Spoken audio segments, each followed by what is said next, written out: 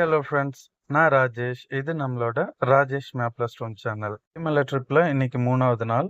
குற்றாலத்திலிருந்து கிளம்பி நேரா பந்தளம் ஐயப்பன் கோவில் போக போறோம்.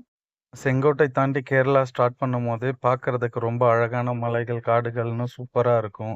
கேரளா ரோடு வந்து நம்ம தமிழ்நாடு ரோடு மாரி இருக்காது. கொஞ்சம் சின்ன சைஸ் ரோடு தான். ஸோ நீங்க டிரைவ் பண்ணும்போது கொஞ்சம் கேர்ஃபுல்லா வாட்ச் பண்ணி வண்டிய ஓட்டுங்க. இந்த ரோட் சீனரி வந்து ரொம்ப என்ஜாய் பண்ணி வண்டி ஓட்டலாம். பட் இருந்தாலும் உங்க டிரைவிங் கவனமா இருக்கட்டும். ரோடு எவ்வளோ அழகா இருக்கோ, அதே அளவுக்கு ஆபத்தானது. வளைவுகள் இருக்கும். ஸோ கொஞ்சம் பார்த்து சேஃபா டிரைவ் பண்ணுங்க. கிளைமேட் நல்லா இருக்கே அப்படின்னு சொல்லி என்ஜாய் பண்ணி ட்ரைவ் பண்ணிட்டு இருந்தோம். சடனாக கிளைமேட் சேஞ்ச் ஆகிட்டு மழை வந்துடுச்சு. மழை வந்ததும் ஸ்லோ டிரைவ் ஆனதும் கோவில் போகிறதுக்கும் டைம் லேட் ஆகிடுச்சு. 7 o'clock பந்தளம் போகலாம் அப்படின்னு பிளான் பண்ணியிருந்தோம். பட் ஆனால் நாங்கள் ரீச் ஆகிறதுக்கு 8:30 ஆகிடுச்சு. எங்களோட பேட் லக் என்னன்னு பார்த்தீங்கன்னா 8 மணிக்கெலாம் பந்தளம் கோவில் வந்து க்ளோஸ் பண்ணிவிடுவாங்க. பந்தளம் கோவில் பற்றி ஐயப்ப பக்தர்களுக்கு நிறைய பேருக்கு தெரிஞ்சிருக்கும். நீங்களும் கண்டிப்பாக ஒரு டைம் வந்து விசிட் பண்ணுங்கள். ஆனால் டே டைமில் வாங்க, எங்களை மாதிரி நைட்டில் வந்துடாதீங்க. ராஜசேகரன் அப்படிங்கிற மன்னரால் பம்பா நதிக்கரையில் நம்ம ஐயப்பனை கண்டுபிடிச்சி இங்கே இருக்க அரண்மனையில் தான் நம்ம ஐயப்பன் சுவாமி வளர்ந்துருக்காங்க.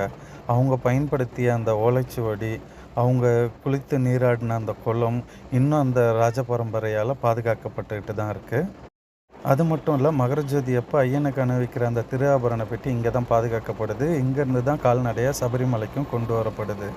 சபரிமலைக்கும் முன்னாடி ஐயப்ப சுவாமி வாழ்ந்து வளர்ந்த இடம் இது. ஸோ கண்டிப்பாக ஒரு ஐயப்ப பக்தர்களும் இங்கே வந்து இந்த கோவிலை தரிசனம் செஞ்சுட்டு போங்க. ஆல்ரெடி நீங்கள் வந்திருக்கீங்க அப்படின்னா கமெண்ட் பாக்ஸில் சொல்லுங்கள், நானும் தெரிஞ்சுக்கிறேன்.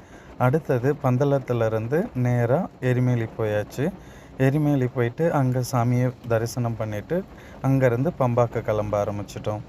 பம்பாவில் எங்கள் நேரம் என்னென்னா வெள்ளம் ரொம்ப அதிகமாக இருந்துச்சு. ஸோ அதனால் பம்பாவில் எங்களை குளிக்க விடலை. நாங்கள் படி இறங்கி தண்ணி மட்டும் எடுத்து மேலே தெளிச்சிக்கிட்டு ஐயப்பனை பார்க்குறதுக்கு நேராக மேலே போயாச்சுங்க. மழை தான் ரொம்ப கஷ்டத்தை கொடுத்துச்சு. பட் ஐயனை பார்க்கணும் அப்படின்ற சந்தோஷத்தில் வந்து மழையை நாங்கள் பெருசாகவே எடுத்துக்கல. ஹாப்பியாக போயிட்டு கூட்டம் கம்மியாக இருந்துச்சு. ஸோ சீக்கிரமாக ஈஸியாகவே பார்த்துட்டு நாங்கள் கீழே வந்தாச்சு. கீழே வந்ததுக்கப்புறம் 4th டே ஒரு எதிர்பார்க்காத திடீர் திருப்பம் ஃப்ரெண்ட்ஸ். என்னன்றதை அடுத்த வீடியோவில் சொல்கிறேன். தொடர்ந்து பாருங்கள்.